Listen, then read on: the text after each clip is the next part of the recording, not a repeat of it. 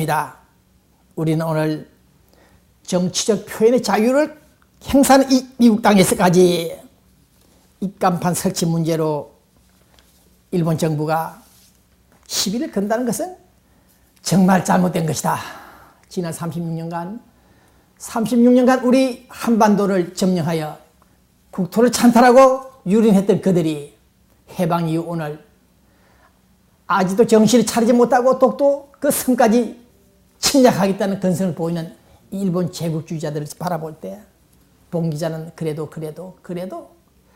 10여 명 일본 국민들이 북한으로 납치됐다 해서 그 10여 명의 국민들을 데려오지 않는다 해서 북한 일본 간의 국교 정상화를 시도하지 않는 일본 정부를 볼 때, 그리고 일본인들의 그 공중 도덕 질서 유지를 잘하는 그 모습들을 보고 아, 일본도 참 좋구나, 좋은 점도 있구나, 그렇게 느꼈는데 전술한 대로 독도 문제를 가지고 계속 시비 거는 그런 모습을 볼 때 우리가 3.1 운동을 하면서 피를 흘렸는데 미국 땅에 와서까지 자유권을 행사하지 못하도록 방해한다는 것은 어불성설이다.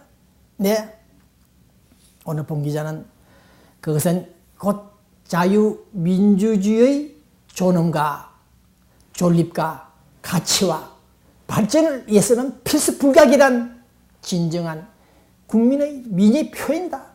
그것을 너희들이 어떻게 해서 막을 수 있느냐. 언론의 자유, 연설, 취재 모두가 해당이 되지만은 그와 같은 입간판이나 벽화나 그림을 그리는 것도 언론의 자유에 포함이 됩니다.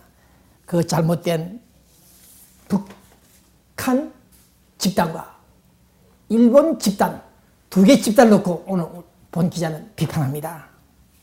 나는 오늘 그것이 비록 국가 건의에 손상을 시킨 일장기 모독이 될지 모르겠습니다만 본 기자는 오늘 이 시간 분명히 일본 일장기에 불을 지르겠습니다. 우리 미국 연방대법원은 일장기에 불을 질러도, 성조기에 불을 질러도 대법원 판례들은 무죄를 선고하고 있습니다. 1968년 9년 베트남 전쟁을 반대했다는 이유로 구속시킨 학생들, 젊은이들, 베트남전에 참전하라는 징집 소집을 받고도 불을 태우고 소각했고 또 검은 환장을 팔에 차고 베트남 전쟁을 반대했다. 그런 이유로 구속이 되고 재판에 회부됐습니다만은 모조리 헌법 위반이다. 국민의 표현의 자유를 침해한 것이다. 그렇게 연방대법원은 판례를 남기고 있습니다. 오늘 본 기자는 특히 1980 몇 년입니까? 1989년도 성조기를 불태운 사건에 관련해서 처벌받을 수 있는 국민에 대해서 연방대법원은 또다시 그와 같은 판결을 했습니다. 성조기도 불태울 수 있다. 처벌할 수 없다. 이연이다. 그렇게 나왔습니다. 그래서 오늘 본 기자는 일본 정부가 빼앗긴 더라도 봄이 왔는가? 우리는 그렇게 노래하고 걱정했었고 2010년 오늘 이 시간 우리는 분명히 해방이 됐습니다. 불구하고 일본 이들이 또다시 우리들의 영토를 빼앗겠다는 그런 야욕들을 볼 때 본 기자는 일본을 향해서 질타합니다. 일장기를 불태우고 오죽되게 하고 비방하고 훼손하고 오죽되게 하고 불리하게 하더라도 본 기자가 법조에 선한이 있더라도 일본을 향해서 노스코리아의 그 잘못된 인간들을 향해서 두 집단을 향해서 오늘 본 기자는 항변합니다. 이 방송을 시청하는 일본 정부당국자, 이 방송 내용을 번역하고 있는 여러분들, 당신들 진정으로 한일 국교 정상화를 이룬 대상자라면 독도 문제, 그 문제를 다시 재현해서는 안 된다. 경고합니다. 그 다음 세계 유명한 정치인들이 남기는 어록 명언들이 많이 있죠. 존 F 케네디나 처칠이나 많은 분들 좋은 말을 많이 남겼습니다. 공자 명자 얘기됐습니다. 그러나 오늘 본 기자는 그들의 어록 명언보다도 최근에 발견한 청취한 사우스 코리아 어느 대통령의 라디오 방송을 들으면서 지척에 있는 북한 공산주의자들과 맞섰던 우리 해군들이 오늘 아침에 또 한 사람의 시신을 발견했다는 뉴스가 나왔습니다마는 46, 7명의 이 어린이들을, 젊은이들을 죽여버린 그 북한 공산당들. 20세기 그 테러 시대에 세계를 정복하겠다는 그 잘못된 인간들 때문에 자행된 인류의 비극. 이 북한 노스코리아가 아직도 정신을 차리지 못하고 있다는 사실.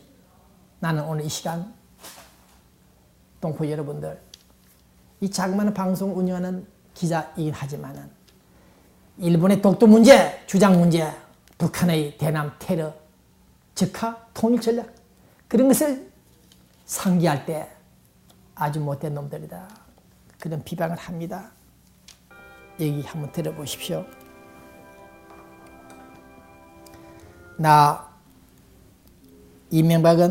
이명박 대통령은 천안함 침몰 원인을 끝까지 낱낱이 밝혀내겠다.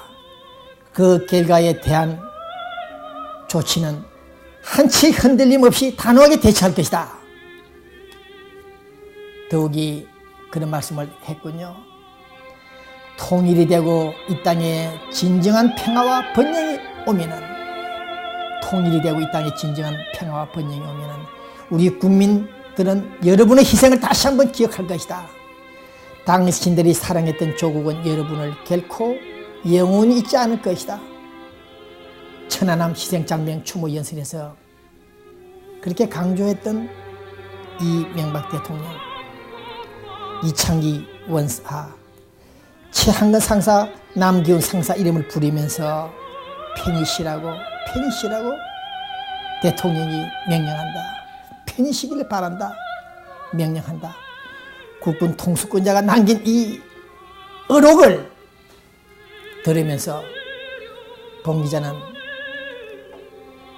작은 고추가 매운 그 한반도 작은 도시에서 일어나고 있는 사건들에 대해서 정말 안타까운 마음을 금치 못한다는 사실을 전달합니다. 오늘 이명박 대통령은 오늘 아침에도 뉴스가 막 나왔습니다. 본 기자가 지난주에 수차례 강조했죠. 우리 대한민국 국방부를 해체하라 할 정도로 혁명해야 된다. 조직을 개편해야 된다. 매스를 가야 된다고 제가 주장했죠. 안 된다. 본 기자가 30년간 특히 국방부 장성들의 그 태도들을 볼 때 이건 국방을 책임진 자들이 아니다. 일부가. 그래서 정부는, 국가는 매스를 칼을 들고 쳐야 된다. 그랬던 바 오늘 아침 뉴스가 나왔습니다. 이제야 이명박 대통령이 국방부 전군에 대해서 전반적인 조직을 과감하게 정비하겠다, 뜯어 고치겠다 나왔습니다. 서해오도 북방, 서해 한계선 지역에도 전력 정강하겠다는 조치를 취하고 있다는 뉴스가 나왔습니다. 만시지탄 감이 없지 않습니다만 하루속히 국방반에 들어앉아 있는 무능한 자들, 좌파적인 자들, 작전 개념도 모르고 있는 그 무식한 자들 모조리 속아내야 된다. 퇴조시켜라 주장합니다. 이제 와서 천안함 사건이 발생한 지 한 달 만에 국방부 장관은 군사적 조치를 취할 수 있다는 그런 국회 답변이 나왔습니다. 근데 북한 소행이 그 피격 사실이 드러난다면 응징할 거냐? 그렇다. 응징의 수준은 모르겠습니다만 어쨌든 이명박 대통령께서도 끝까지 낱낱이 추적하겠다. 다시는 이런 일이 일어나지 않도록 조치하겠다고 했으니까 어떤 액션이 나올지 모르겠습니다. 네. 같은 백성끼리